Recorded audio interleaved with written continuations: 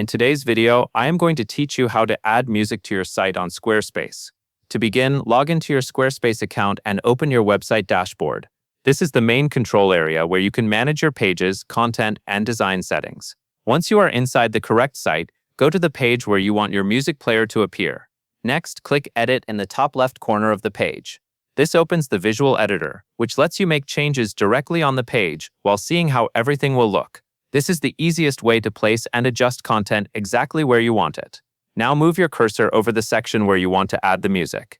As you hover, you will see an insert point or an option to add a block. Click that area to open the block menu. Squarespace uses content blocks for different types of media and layout elements, so this is where you can insert your audio player. From the block menu, select Audio. This adds an audio block to the section you chose. Once the block settings open, click Upload File to add your music track. Squarespace supports MP3 and M4A formats here, so make sure your file is ready in one of those formats before uploading. Depending on the file size and your internet speed, this may take a moment. After the file is uploaded, fill in the track title and artist name in the metadata fields. This information helps make your audio player look more polished and organized on the page.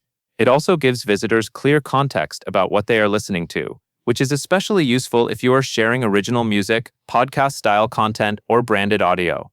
Then click the Design tab within the block settings. Here you can choose the player style that best fits your website.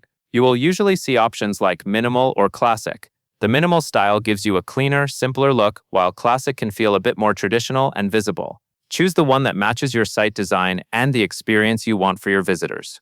Once everything looks right, click Save in the top left corner of the page. This publishes your changes and makes sure the audio player stays in place on your site. That covers everything you need to know.